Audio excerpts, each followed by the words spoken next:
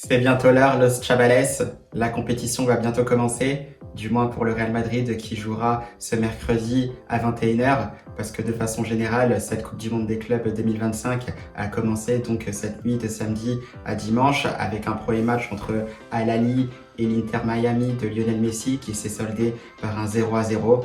Donc voilà, on se projette petit à petit dans cette Coupe du Monde des clubs. On va tout simplement voir ce qu'elle va donner.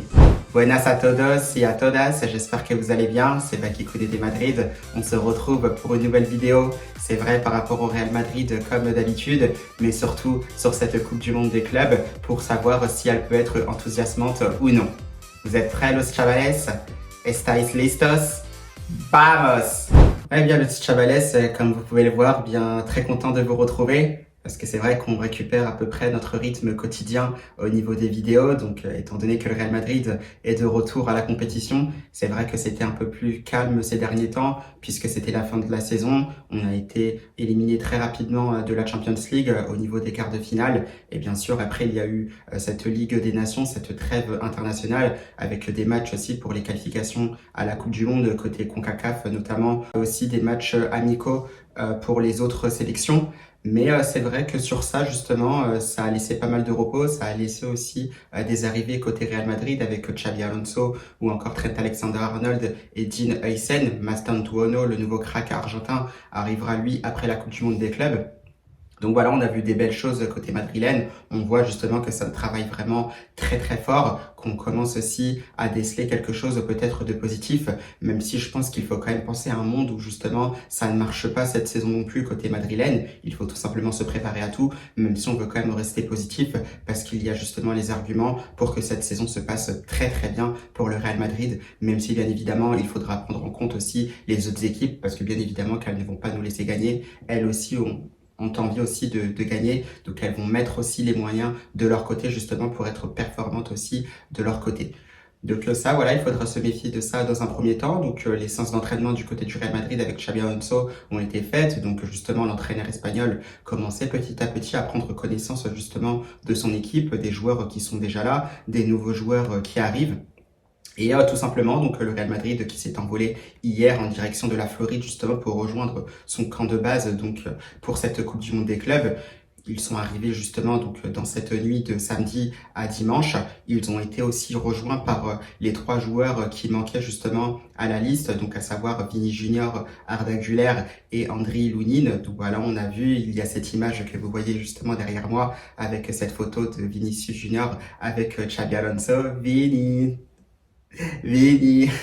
j'ai envie de chanter la chanson parce que vraiment je la trouve hyper bien cette chanson-là, mais tout simplement aussi pour montrer que je suis très content de revoir Vinicius Junior dans cette équipe du Real Madrid, avec le smile bien évidemment, la petite coupe aussi qui va bien. Surtout on a vu des images où il était très très content de retrouver ses coéquipiers également. Je sais qu'on reste aussi dans quelque chose, dans une vibe où on se dit oui, on est tous hermano ou quoi que ce soit, qu'ils sont tous frères. C'est vrai qu'il faut quand même se méfier parce qu'on voit pas ce qu'il se passe en interne. Ça, on ne sait pas, mais toujours est-il qu'on est quand même content de voir ces images-là. Maintenant, le principal, ça reste le terrain. On espère que les joueurs seront très très performants. Et par la suite de cette arrivée-là, on a vu que Xabi Alonso avait parlé d'ailleurs directement, puisqu'il avait été interrogé justement par certaines chaînes. Il disait qu'il était très content de retrouver justement les trois derniers joueurs qui manquaient à l'appel, qu'ils sont très peu de temps aussi pour pouvoir s'entraîner, que tout va s'accélérer. Donc maintenant, avec cet effectif au complet, ils pourront commencer à faire une première équipe, voire plusieurs équipes sous différents dispositifs, tout en sachant maintenant qu'il y a les moyens, des moyens assez révolutionnaires, puisqu'on a vu les images, ce qui changeait aussi du staff de Carlo Ancelotti. Donc voilà, ça va se faire. Il y a une première séance d'entraînement qui est attendue aussi donc dans cette journée de dimanche. Il me semble que c'est à partir de peut-être 16h30 si j'avais bien lu les infos. Donc voilà, avec les 15 premières minutes qui seront donc ouverts au public et puis par la suite ce sera vraiment à huis clos. Et là, ça va commencer à travailler. On va commencer peut-être à sortir une première équipe type, même si on a peut-être une idée de ce qu'il peut se passer dans cette équipe type du Real Madrid. Ou si on se demande bien ce qu'il pourrait se passer, on pourrait justement laisser cette défense à 3 et passer justement sur une défense à 4, peut-être partir qui sait sur un 4-3-3 ou sur un 4-2-3-1 parce qu'on sait déjà justement que ce sera certainement Trent Alexander-Arnold sur le côté droit. Bien sûr, ça pourrait être Dean Huijsen et Raúl Asensio dans l'axe puisque Rudiger n'est pas forcément prêt. À gauche, ça pourrait être justement Fran Garcia puisque je n'ai pas forcément eu des nouvelles concernant Ferland Mendy, donc à voir ce qu'il se passera. Bien évidemment, Thibaut Courtois, lui, sera dans les buts, ça ne va pas changer. Et justement, la surprise pourrait être au milieu de terrain parce qu'on ne sait pas si Aurélien Tchouaméni sera aligné d'entrée. On pourrait justement retrouver un Bellingham un peu plus bas puisque Xabi Alonso, d'après les rumeurs, aimerait justement le tester à ce niveau-là, donc un cran plus bas justement, à voir ce que ça donnera. Justement, ça donnera des réponses sur le fait de savoir si le Real Madrid ira ou pas chercher justement un milieu de terrain supplémentaire après la Coupe du Monde des clubs. Donc à voir ce que ça peut donner justement Jude Bellingham un peu plus bas. Bien sûr, après, on va retrouver Fede Valverde et je pense que ça pourrait être justement Arda Güler en numéro 10. Et là, justement, on pourrait retrouver bien sûr Kylian Mbappé avec Vini Junior et ça pourrait être encore une fois Rodrigo Goes sur le côté droit. Ça, voilà, c'est ce qui peut ressortir justement au niveau de la future composition d'équipe du Real Madrid pour ce premier match, même si on peut aussi être dans un 4-4-2 en losange. Ça, tout reste à voir. J'ai vraiment hâte de voir ce que Xabi Alonso nous concoctera. Donc voilà pour ce qu'il se passe au niveau du Real Madrid. Maintenant, on va plus passer sur cette Coupe du Monde des clubs. Est-ce qu'elle peut être enthousiasmante? Alors c'est vrai que dans un premier temps déjà, on va retrouver pas mal d'équipes européennes. Il est clair que ça change effectivement de la Coupe intercontinentale. Donc ça, là-dessus, je pense que ça élève déjà aussi le niveau de la compétition puisqu'on va retrouver quand même des équipes comme le Bayern Munich, Manchester City, on va retrouver la Juventus, on va retrouver aussi Chelsea, il me semble, Benfica ou Porto. Paris Saint-Germain, bien évidemment. Donc voilà, il y a aussi l'Inter Miami de Lionel Messi, même si je pense qu'ils ne font pas partie des favoris pour cette compétition. Une équipe d'Arabie Saoudite comme Al Hilal qui a aussi de très très bons joueurs, donc ça peut être une très belle compétition. C'est vrai qu'il peut y avoir un certain niveau d'écart avec les équipes des autres continents. Ça peut se voir effectivement dès les phases de poule, même si il faudra se méfier. Mais je pense que ça va être intéressant certainement à partir des huitièmes de finale, quarts de finale, où le niveau va certainement s'élever, où les meilleures équipes évidemment vont se retrouver, même si on n'exclut pas toute surprise dans cette compétition, car c'est tout à fait possible avec des équipes qui ont déjà joué énormément de matchs, qui peuvent être fatigués, qui n'ont pas forcément eu le temps de récupérer, et la surprise peut être au rendez-vous finalement. Donc il faut s'en méfier, il faut être aussi vigilant de ce côté-là, parce que je pense que c'est ce qui peut donner une hype justement à cette Coupe du Monde des clubs.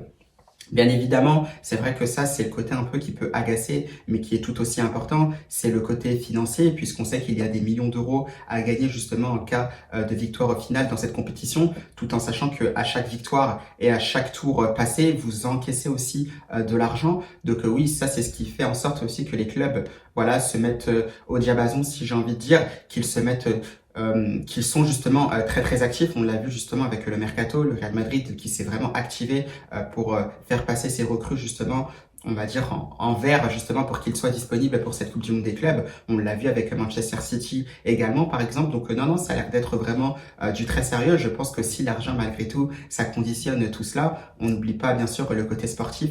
Mais voilà, on sait que l'argent fait quand même beaucoup de choses. Et j'ai peur que principalement c'est ce qui motive les équipes, même si c'est vrai que ça a l'air d'être un trophée, voilà, pas forcément majeur, ça on le saura justement qu'à la fin de la compétition en fonction de ce qu'il se passera, mais on se dit quand même que ça peut être très très intéressant. Et pour la petite aparté justement pour le Real Madrid, on sait déjà que les Madrilènes ont vendu quasiment tous leurs billets justement pour les matchs de cette Coupe du Monde des clubs, du moins les 3 premiers. C'est le seul club à avoir fait ça. Donc du côté du Real Madrid, la hype est vraiment très très élevée. C'est vraiment high level. Mais ça, bien sûr, ça ne m'étonne pas. Bien sûr, là, bon, on pourrait dire que je manque d'objectivité, mais c'est vrai que pour moi, le Real Madrid est le meilleur en tout, même si, bien sûr, ils n'ont pas gagné cette Champions League cette saison. Mais globalement, ça reste les numéros 1. On le voit puisque les statistiques parlent pour eux-mêmes, puisque c'est la seule équipe, justement, à avoir ces matchs à guichet fermé pour ces 3 premiers matchs, justement, de la Coupe du Monde des clubs. Et ça, c'est vraiment très, très, très fort. Donc bien sûr, nous côté Madrilène, on est vraiment très très contents. On se dit que ça peut être très très très enthousiasmant cette Coupe du Monde des clubs. Ça peut être aussi le cas justement pour les supporters, pour les fans de football en général. Ça va commencer tout simplement très très fort dès ce soir, hein. puisqu'on a un gros match entre le Paris Saint-Germain, champion d'Europe en titre, et bien sûr l'Atlético de Madrid. Ça, ce sont deux très belles équipes d'Europe qui jouent régulièrement la Champions League, qui passent souvent en huitième de finale, quart de finale, donc ça va être un match de très très haut niveau, à voir comment se sentiront les deux équipes physiquement, mais je pense que ça peut être un très bon match et ça peut déjà commencer à élever le curseur justement de la hype de cette Coupe du Monde des clubs. Donc voilà, pour ces raisons-là, moi je me dis que ça peut être très très bien. Les réponses, bien sûr, on les aura au fur et à mesure, au fil des matchs qui vont s'enchaîner. Bien sûr, quand on arrivera aussi au huitième de finale. Parce que là, je vais bien sûr me concentrer sur le Real Madrid. Bien sûr, vous avez certainement vu aussi les phases de groupe de cette Coupe du Monde des clubs. Là, moi, je me concentre principalement donc sur mon équipe, le Real Madrid, qui est dans le dernier groupe, donc le groupe H, qui va jouer aussi, je pense, pas le match le plus attendu, mais le Real Madrid sera bien évidemment l'équipe la plus attendue. Ça, je pense qu'il n'y a aucun doute là-dessus, parce que d'une part, c'est le Real Madrid, on connaît vraiment le mythe autour de ce club-là. Si on rajoute en plus les stars qui composent son équipe, bien évidemment un nouvel entraîneur qui s'appelle Xabi Alonso, la nouvelle recrue, Mastantuono aussi, qui va arriver très prochainement. Donc on le sait, il y a beaucoup de médias, il y a beaucoup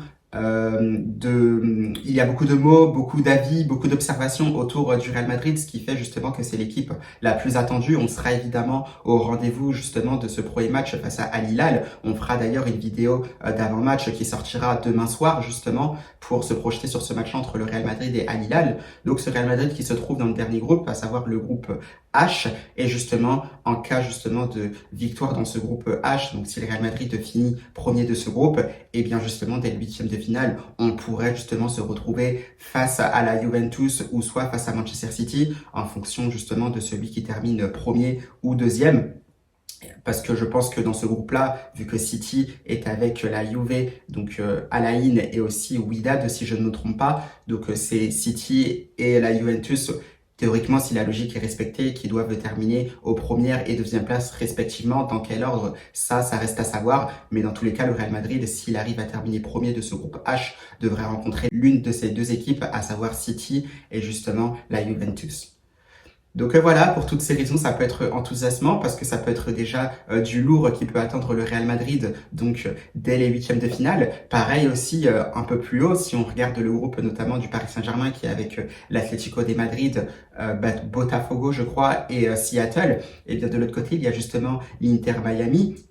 Et justement, en fonction des résultats, ça peut être aussi un Paris Saint-Germain face à l'Inter Miami, donc dès les huitièmes de finale, donc un Paris Saint-Germain qui retrouverait aussi Lionel Messi. Ça peut être aussi très très intéressant, avec aussi tout ce qui s'est passé lorsque Messi était du côté du Paris Saint-Germain. Voilà, certaines paroles aussi qu'il aurait pu dire, ça je ne sais pas si c'est vrai ou pas, mais ça peut être aussi un match très très explosif entre l'Inter Miami de Messi et le Paris Saint-Germain. Donc voilà, pour toutes ces raisons, ça peut être assez hypant et j'attends vraiment de voir ça. Eh bien, Los Chavales, ce sera tout pour cette vidéo donc concernant la Coupe du Monde des clubs.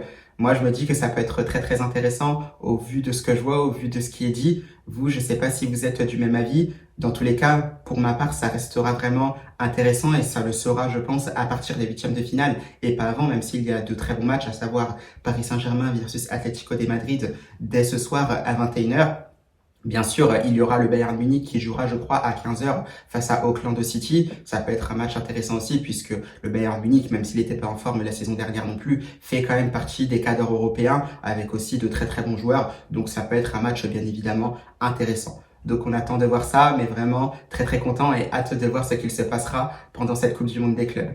Eh bien, Los Chavales, je vous souhaite tout simplement une belle fin de week-end avec un très beau match justement déjà avec le Bayern Munich face à Auckland, le Paris Saint-Germain face à l'Atlético de Madrid et nous bien sûr on va se retrouver lundi soir, donc peut-être vers 20h, 21h justement pour se projeter donc sur ce premier match du Real Madrid qui sera très très attendu face à une belle équipe quand même de Al Hilal qui ne sera pas à sous-estimer.